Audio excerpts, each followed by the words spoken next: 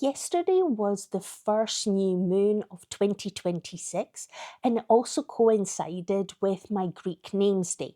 For those of you not familiar with the Greek tradition, children get named after their grandparents and they were then named by their grandparents. So it's that kind of condition and continual tradition.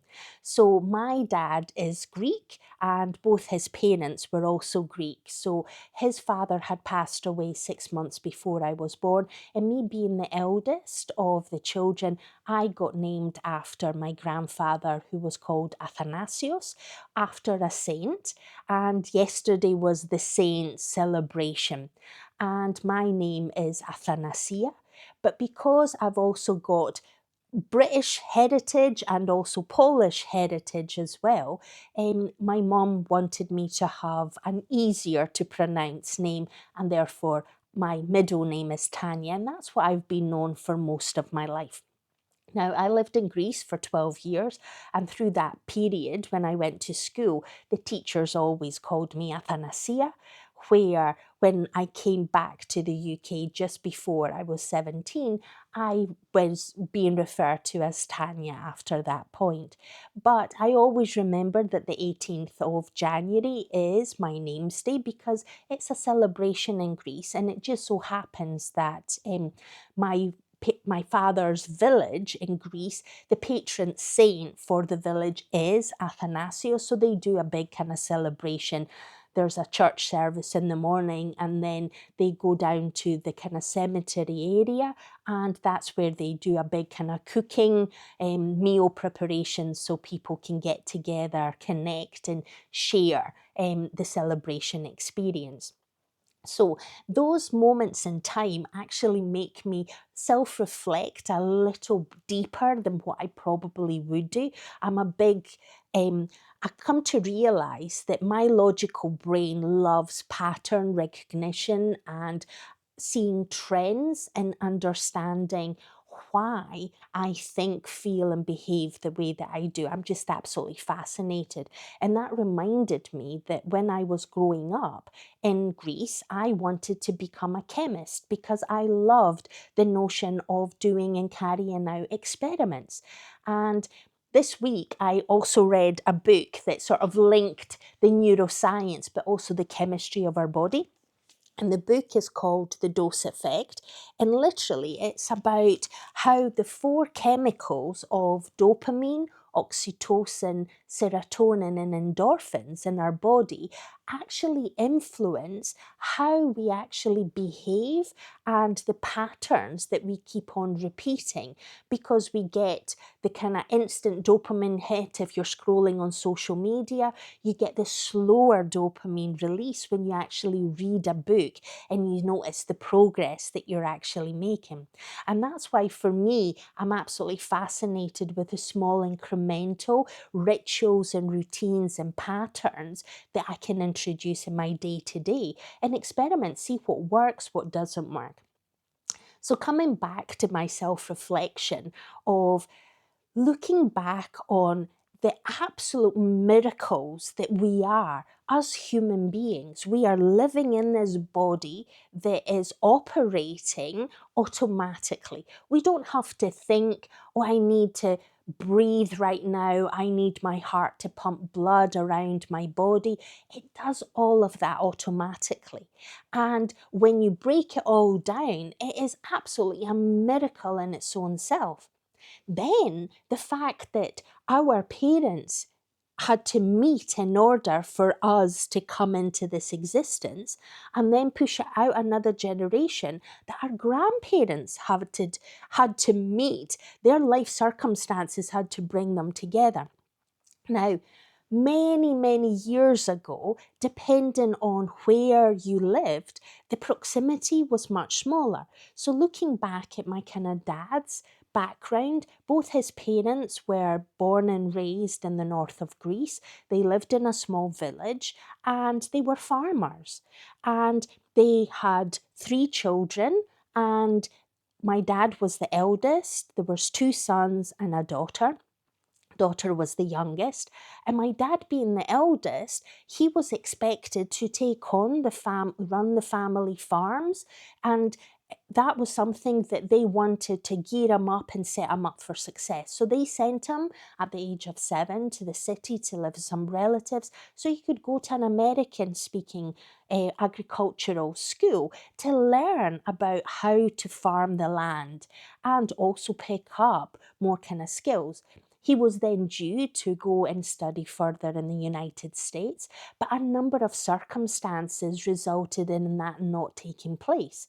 Then once he finished his military service, he went into the hospitality industry because he could speak English, and that's where he eventually stayed working until there was a dictatorship in Greece in 1967.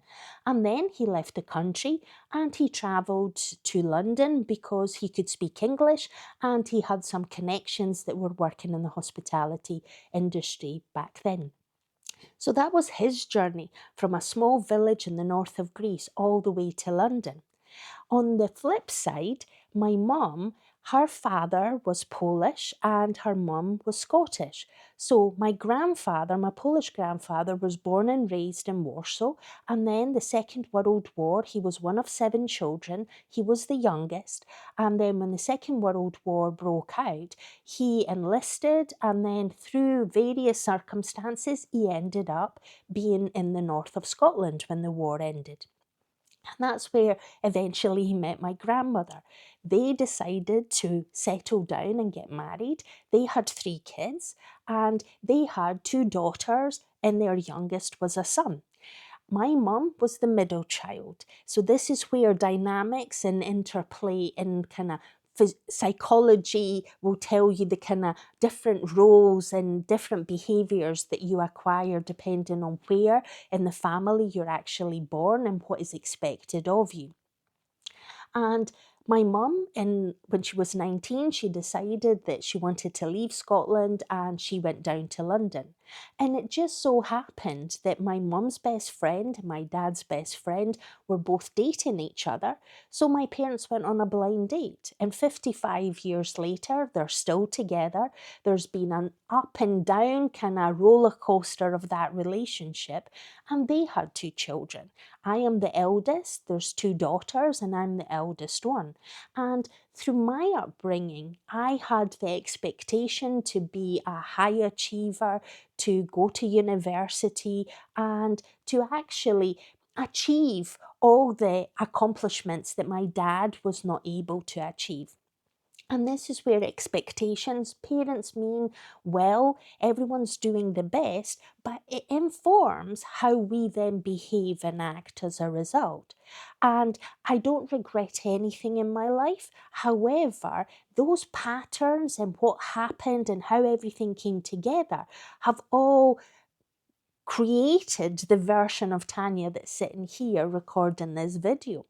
And what I just wanted to sort of relay is when we put it this way, and you can look at your own life circumstances of how your parents met and what the dynamics were, what their parents and their upbringing was, and then how that's informed how you have shown up for yourself, how you are a parent to your own children.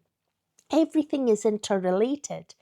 And Gabor Mate says that trauma isn't the event of what happened to you, it's the interpretation that you give of what's happened to you. And we've all got interpretations of the intergenerational choices, decisions, and nuances that have happened. And when you bring it all together, this is where we become this magical body that functions automatically. Our life experiences are informed by the generational choices and decisions that have created the expectations and the narratives, the stories, the beliefs that you have lived your childhood and then into your adulthood. And then you become the person that you are right here, right now. But the beauty of neuroscience is that you get to rewire your brain.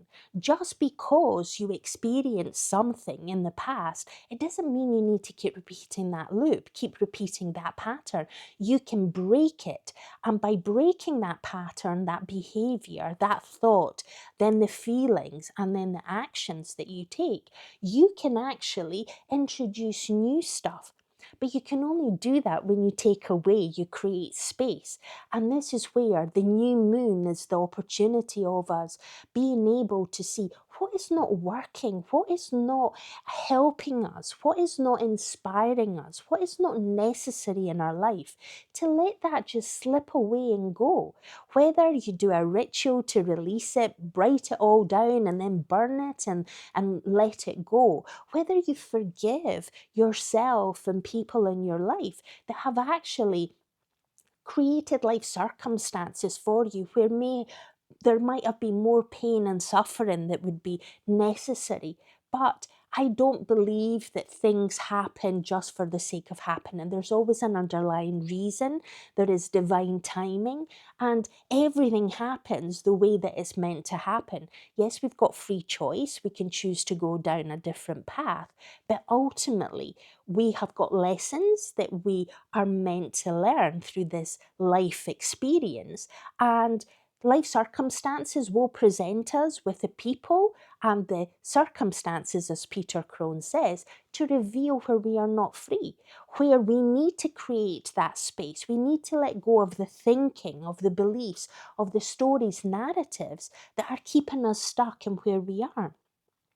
So I just want you to take a moment. If you've stuck into this point of this video, something within you is resonating, and just tap in to what is that?